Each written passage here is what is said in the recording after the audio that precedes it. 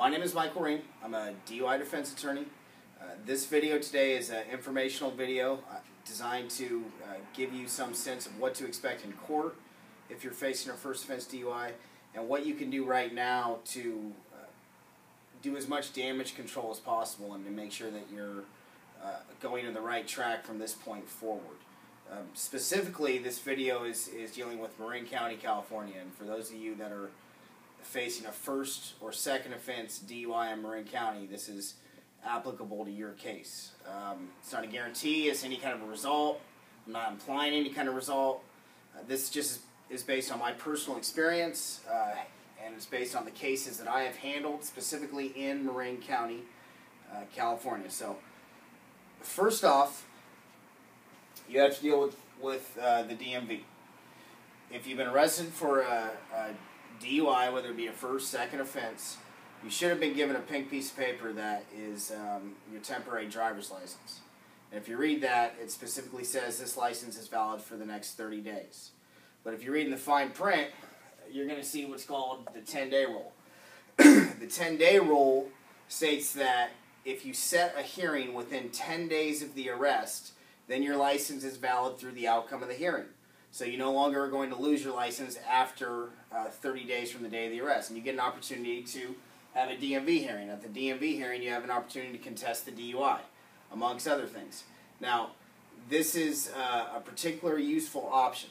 And in any kind of a DUI case, if you're not going to get an attorney, you should do it yourself. If you are going to get myself or any other attorney, we'll obviously do it for you. But how you set the DMV hearing is this. First of all, you just have to call. And if you've been arrested in Marin County for a DUI, you're going to call the San Francisco Driver Safety Office of the DMV. Their direct number is 415-557-1170. When you call, ideally you can have the pink piece of paper temporary driver's license on you, because they're gonna need some information off that. But you have to call within the 10 days, and you're going to tell them that you want to contest everything. You're going to say you're arrested for a DUI, you want to set up your DMV hearing, they'll know exactly what you're talking about, and you want to contest everything, because they might ask you what specifically are you contesting. Just say you're contesting everything. And you're going to ask for two things: a stay and discovery. A stay means that your license remains, your license is not going to be suspended after 30 days, and it's going to remain valid, and the suspension is going to be stayed pending the outcome of the hearing. And discovery is the evidence in the case, the police report, any breathalyzer results, blood test results, and they'll know, once again, they'll know exactly what you're talking about. And where this can become, even with a lawyer, without a lawyer, extremely beneficial is that normally in a criminal case, a DUI case where no hearing was set, you don't have an opportunity to request the evidence until the first day of court. When you set up the hearing and you request a stay and discovery, or even just a discovery, you get the police report, blood test, breathalyzer results, whatever the evidence you're needing, depending on your case, you get it as soon as the DMV gets it, which is generally before the first court date. So you get an opportunity to actually analyze all the evidence that the other side has before you walk in there, which can obviously be beneficial. The other issue is on the stay. Many times the DMV will need to continue or delay the DMV hearing while you're in court. Sometimes your defense attorney, myself, or whoever might be handling your case will need to delay it as well because of a court conflict or outstanding evidence, something to that extent. So while that hearing is being delayed, you continue to drive. So many times you'll have a situation where while court is going on, whether you're full-blown fighting the case or not, it can go on for 2, 3, 4, 5, 6 months or longer. And so for a lot of my clients, it's ideal if they can continue to drive in the meantime. That's not always a certainty, but it leaves that option at least potentially open when you have the DMV hearing set. So for what it's worth, it's just a phone call. You just have to give them some information, and it can make a great difference later on in the case. And then if you do have a case later on as well where you're really contesting and you want to cross-examine the arresting officer or cross-examine any kind of witnesses, you have an opportunity to do that actually at the DMV hearing outside the presence of the district attorney or the court. So you can get, and that testimony is under penalty of perjury, so you can actually get a full-blown glimpse of what the witnesses in your case are going to be testifying to outside of the presence of the district attorney in court under penalty of perjury in advance of any kind of a trial or motion or anything of that extent. So it takes no time at all, and later on it can be especially valuable. So I can't emphasize that enough. If you're going to hire an attorney, you should try and do it within 10 days of the arrest. And if you're not going to hire an attorney, or you're going to hire an attorney after the 10 days, just set the hearing on your own. Next, we have court. Marin County Court's at 3501 Civic Center Drive, San Rafael, 94903. The first court date in Marin, there's not a district attorney there. There's not even a judge there on a misdemeanor DUI case. You simply walk in and you get read what they call the offer sheet. And if you want an opportunity to negotiate, it basically is set for a further court date. And it's a court date that you have to select within 45 days of the initial court date. Now, I go for all my clients. Any attorney you hire is going to go for you. If you don't hire an attorney, you go, you set, it's not difficult, but don't think that there's going to be major negotiations or the officer is going to be present or anything to that extent at the very first court date. It's a very informal court date. But the next court date after that is where you actually, especially if you're an attorney, you get an opportunity to negotiate with the district attorney at that point. Specifically, that court date is going to be in Room M. All DUIs right now, at least misdemeanor level DUIs, are being handled in Room M of the Marin County Court. And the judge there is a good judge. He's extremely fair. And he'll actually listen to what's going on in the case. He'll take everyone's individual circumstances into account. So you have a good judge, at a minimum, in that department. And the district attorney's office is somewhat fair as well. They're pretty good about getting you the evidence, whereas other counties sometimes they drag their feet on actually getting you the evidence. You have to call multiple times and so forth. But the way it basically works is the first court date, no one's really going to be there. They're going to give you a blanket offer. The cases continue for within 45 days. What I generally do is in between the time of the first court date and the second court date, you can the district attorney will let you hold a phone conference with them, and you can actually negotiate at that point, or you can just say, look, we're still missing this piece of evidence, this piece of evidence, this piece of evidence, and ideally you can get everything by the court date, or if not at that court date, the next court date, and so on. So don't have too much anxiety about the first court date. It's not action-packed. It's actually anticlimactic for most people. If you actually get convicted of a first offense DUI in Marin, as I stated, this isn't a guarantee. This is just based on my experience for the clients that I've represented in Marin County. You're basically looking at 4 things, and for a first and a second. You're looking at time, a fine, DUI school, and informal probation. Now, as far as the time, that means custody.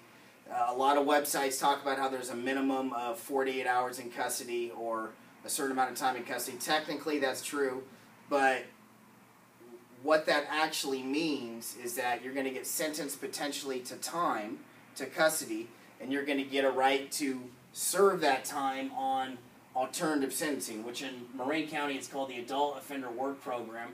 And if you're not eligible for that, and you have more than 60 days, I believe the number is, because there's a minimum amount, you can potentially get ankle monitoring, EMP, or more than likely in the first offense, you just do general community service in a nonprofit, and they have a list of them.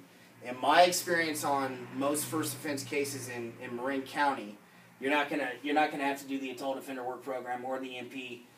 Generally, you might not have to do any sort of time. Generally, it can be stayed, or you can get credit for time served, and you might have to do some sort of community service. That is generally the extent of it. Now, that's just if you're on a kind of a standard DUI where the driving's not outrageous, there's no high blood alcohol, something to that extent. Marin is pretty lenient in comparison to other counties, at least. Fines around $2,000. That is, for the most part, not negotiable.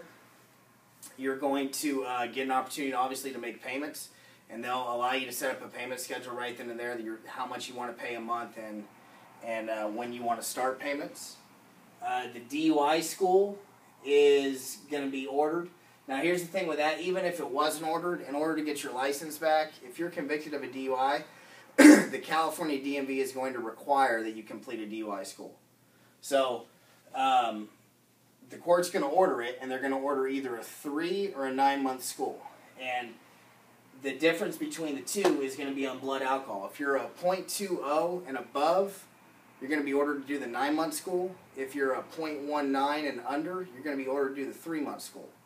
And just so you realize, just because a blood test comes out at a .2 something doesn't mean that's actually what it was at the time of driving.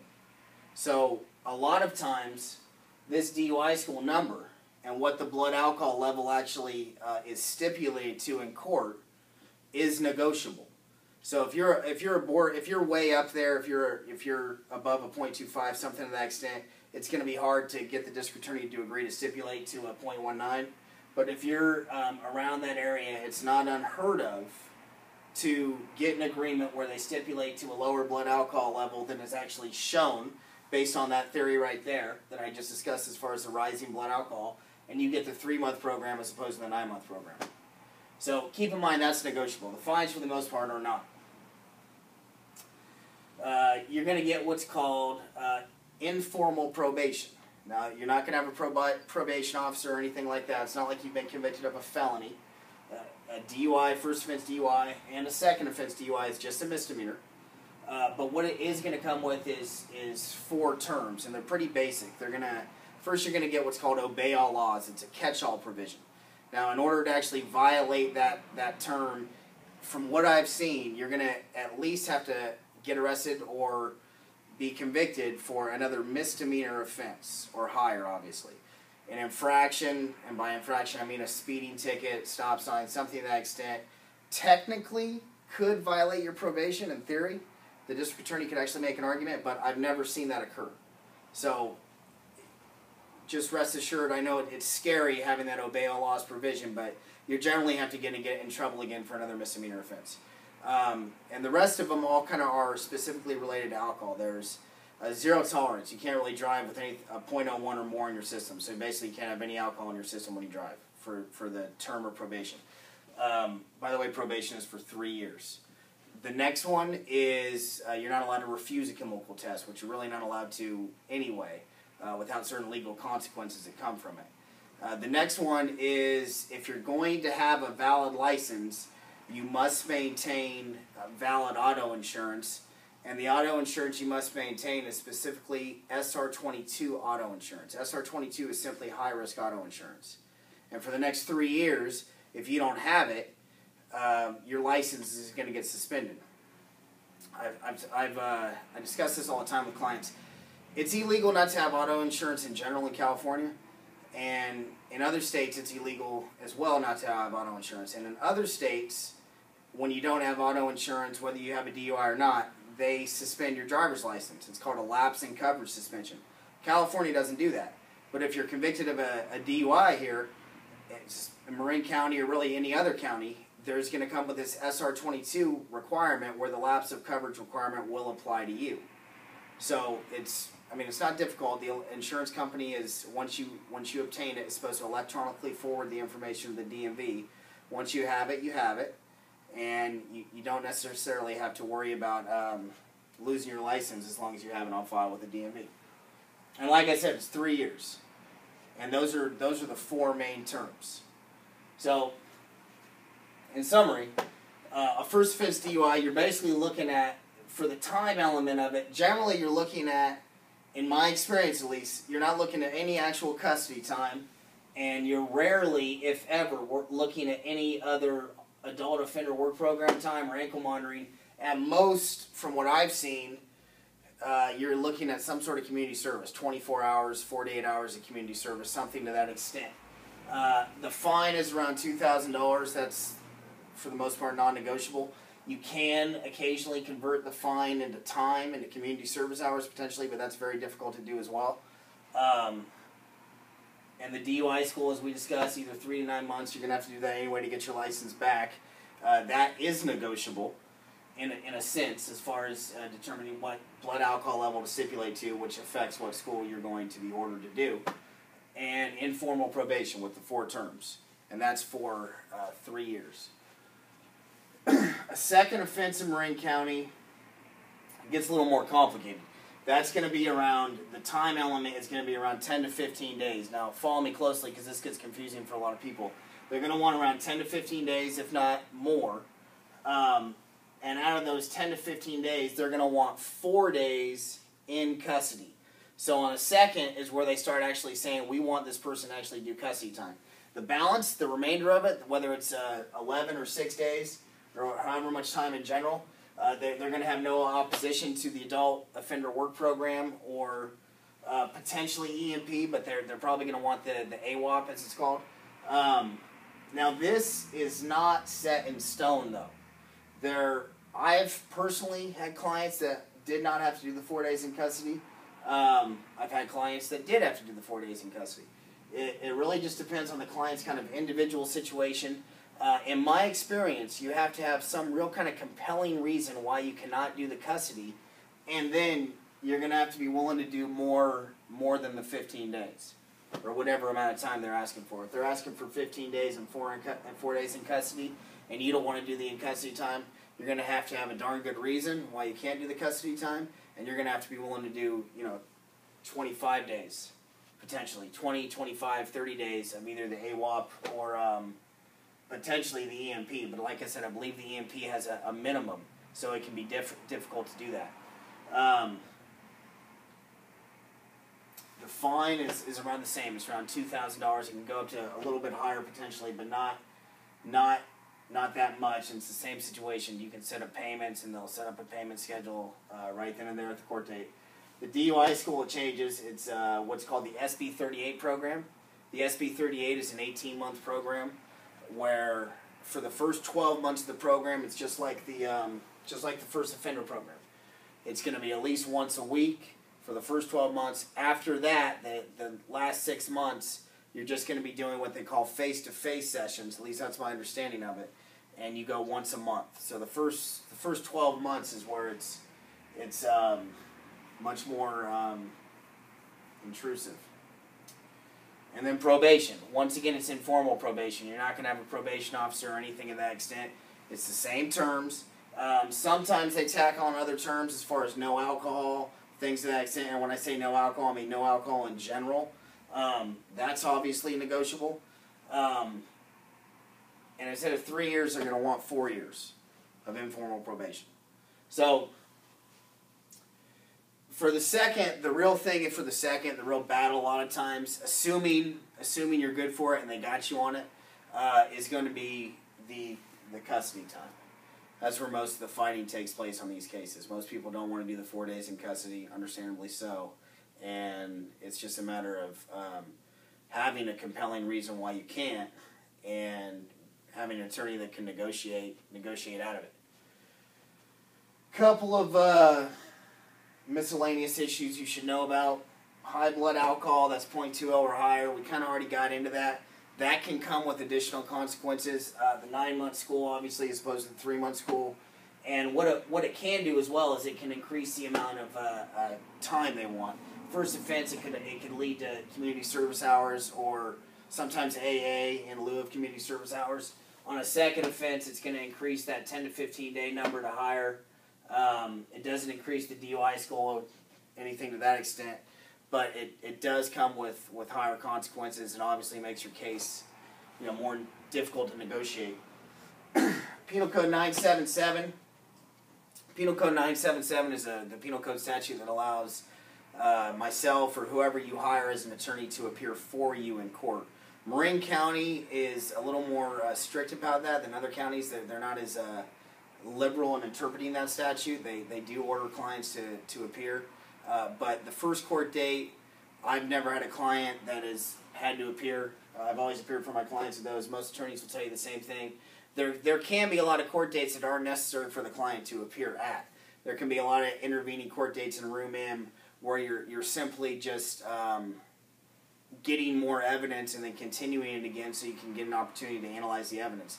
The client doesn't have to come to those kind of court dates for the most part. The court could order you to appear, but in my experience it's rare, especially if you explain to the court at the previous court date that you're continuing it for a certain amount of evidence and you're asking the client not have to be there if you don't receive it by that point in time. Most courts are, this judge, for the most part, would be agreeable with that. I can't obviously say what the judge for sure would do, but in my experience, most judges in general will be agreeable with that request.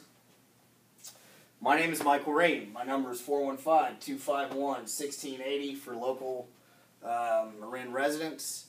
If you have any questions, call me anytime. But like I said, in summary, for those of you who have anxiety about going to jail, especially on the first offense, I get that question all the time. Am I going to have to go to jail? I've never had a client go to jail on first offense DUI, and I would be shocked if you went to jail on a first offense DUI. The main issues are kind of what you're dealing with. What you really want to do is you want to set your DMV hearing within the 10 days. Or you want to get an attorney within the 10 days to do it for you.